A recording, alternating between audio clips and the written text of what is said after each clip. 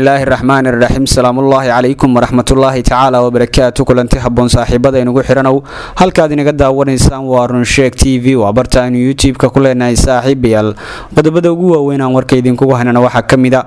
doorashada golaha shacabka oo mar kale qarka u saaran inay dib u dhacdo siciidani uu kulamo ka wada magaalada nairobi iyo qorshaha uu kula kulmayo Uhuru Kenyatta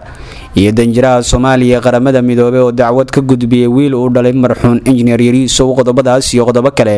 ayaan saaxiibada inagu xiran oo idiin haynaa fadlan haddii aad nagu cusubtiin waxaan si naxariis leh idinkaga codsanaynaa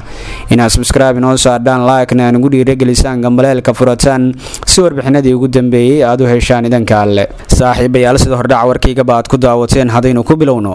doorashada golaha shacabka ayaa mar kale qarka u saaran oo dib u dhacdo waxaa xilligan shaki ballaaran la gelinayaa in doorashada golaha shacabka lagu soo gabagabeeyay inta lagu guda jira bisha February ee nagu soo wajahan kuraasta golaha shacabka ee la doortay ayaa aad u tiro yar marka loo eego kuwa harsan waana caqabad keeni karta in doorashadu ay ka dhacdo waqtigii loo cayimay dhowaan markii ay Muqdisho ku heshiiyeen golaha wadatashiga qaran ilaa iminka guud ahaan xildhibaanada la doortay ayay tiradoodu gaaraysaa 75 mudane waxaana dhidhiman 200 oo kale iyadoo kuraasta qaar aysan beeluhu ku heshiin oo qaabkii ay u dooran lahaayeen amaba ay doorashadoodu u dhici lahayd amaba dadkii ku matali lahaa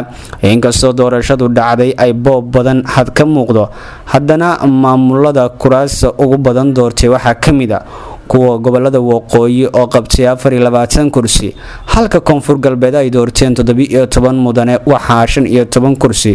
lagu doortay Jubbaland Puntland ayaa qabatay doorashada 9 kursi halka Galmudug ay dooratay 8 kursi waxaana ilaa waqtigan doorashada golaha shacabka bilaabin maamulka Hirshabelle iyadoo beelaha Banaadirga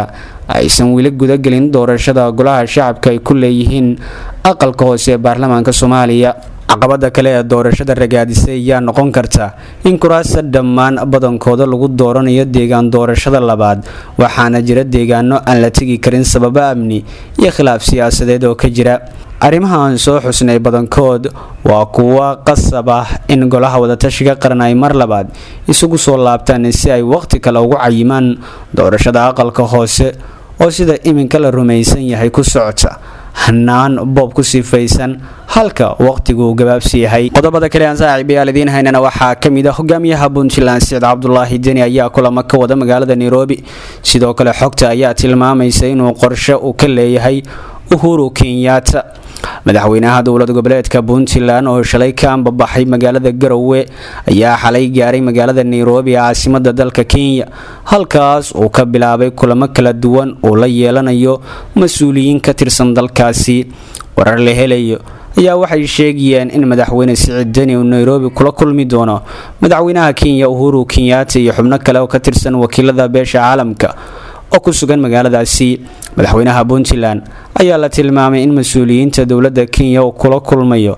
kala yihiin ama uu kala hadli doono arrimo kala duwan oo ku aadan doorashooyinka ka socda Soomaaliya iyo qodobo kale oo qorsoon asaga sidoo kale wararka ayaa sheegaya in Saciid Deni oo madaxweynaha Puntland inta uu joogo magaalada Nairobi oo halkaas ku arki doono hogaamiyaha Jubbaland Axmed Maxamed Islaan Axmed Madoobe oo isna ku sii jeeda Kenya madaxweynayaasha dowladda goboleedyada Jubbaland iyo Puntland waa Saciid Deni iyo Axmed Madoobe ayaa isbaahisi siyaasadeed oo 4 sano la soo dhaafay dhibaato ku ahaa ummadda Soomaaliyeed hortaagnaa midnimada qarannimada qabka iyo sharafka ummadda Soomaaliyeed waxay taasoo dhan u sameynayaan in ay ku xumeeyaan madaxweynaha qaranka mudane Maxamed Cabdullaahi Farmaajo qodobada kale aan saaxiibayaal idiin haynana waxaa ka mid ah danjiraha Soomaaliya ee qaramada midoobay ayaa dacwad ka gudbiyay wiil uu dhalay injineer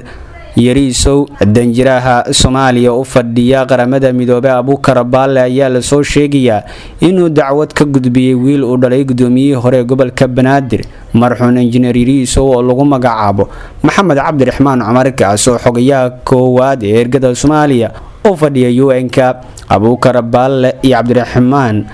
ama Maxamed Cabdiraxmaan ayay wararku sheegayaan inay isku qabteen shir uu dhawaan ka qayb galay Maxamed Cabdiraxmaan wasaaradda arrimaha dibadda ayaa Abuukar waxa uu gudbiyay dacwad taasoo xusay in aanay wada shaqayn karin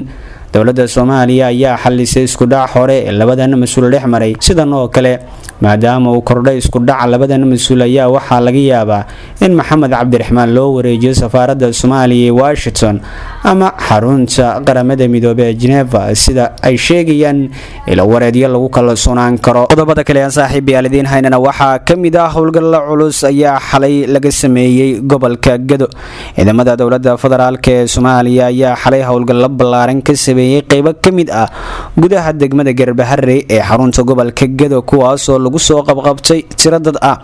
howlgaladan ayaa waxaa si gaar ah looga fulinayay degmadaasi ama xaafadaha degmadaasi iyadoo ciidamadu ay guri u baarayeen goobaha ay tageen. sidoo kale ciidamada ayaa baaris ku sameynayay darawalada gaadiidka isticmaala wadooyinka ku yaala magaaladaas. taliyaha guutada tobnaad qaybta 43aad gaashaanle sare Warfaa Sheekh Aadan Froole oo la hadlay warbaahinta ayaa ka warbixiyay howlgalada waxaana tilmaamay in dadka la soo qabqabtay baaris lagu sameeyay isla markaana qaarkood lagu sii daayay damiin. Warfaa ayaa ujeedka howlgalkani ku sheegay mid lagu xaqiijinayo amniga Garbaharre waxaana ugu baaqay shacabka in ay la shaqeeyaan ciidamada ammaanka. dhaqdhaqaaqyadan ayaa ku soo aadiyay iyadoo muddooyinkii la soo dhaafay ay falalidi ku ah amniga iyo weeraro ay ka dhacayeen gobolka Gado ee koonfurta Soomaaliya. Garbaharre ayaa kamid ah magaalooyinka waaweyn ee loo qorsheeyay inay ka dhacaan doorashooyinka dalka gaar ahaan tan golaha shacabka oo laga dareemayo magaaladaasi. qodobada kale ee saaxiibayaaliin waxaa kamid ah maxkamadda gobolka Banaadir ayaa go'aan culus ka soo saartay lacagtii Imaaraadka Carabta. maxkamadda gobolka Banaadir ayaa soo saartay amar culus oo lagu hakinayo bixinta lacagta isla markaana uu hore u sheegay ra'iisul wasaaraha Soomaaliya in lacagtaasi lagu wareejinayo xukuumadda Abu Dhabi kadib raaligelin uu siiyay. warqad ka soo baxday maxkamadda gobolka Banaadir isla markaana lagu soo aadiyay safarkii Rooble oo ku aaday Imaaraadka Carabta kaasoo ay ku hosduugan yihiin hadalhayn badan ayaa waxaa lagu faray gudoomiyaha bangiga dhexe iyo wasiirka maaliyadda in lacagtaasi aan laga bixin karin qasnada dowladda. sidoo kale maxkamadda ayaa sheegtay in weli ay socoto baaris lagu hayo lacagta isla markaana laga saari karin bangiga dhexe ilaa inta laga gaarayo go'aanka ugu dambeeya. sidaas darteed lacagta lagama saari karo qasnada dowladda ilaa laga soo dhammaystiro baaritaanada iyo go'aanka gaarista kiiska lacagta ee hor yaalla xafiiska xeer ilaalinta iyo hay-adaha baarista ayaa lagu yiri qoraal ka soo baxay maxkamadda ayaa shaaca ka qaaday in lacagtaasi oo dhan 9.6 milyan in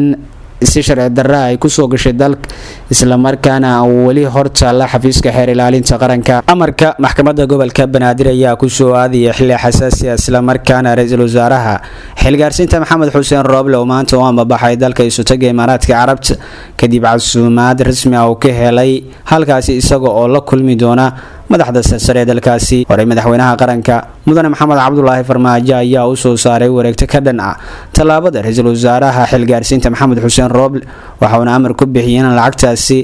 aan laga saari karin bangiga dhexe isaga oo ku tilmaamay go'aankaasi uu Rooble qaatay mid isaga gaar u ah wadanihiisa ku eeganayo. sidaas darteedna aan laga bixin karin lacagtaasi oo la qabtay bishii Abriil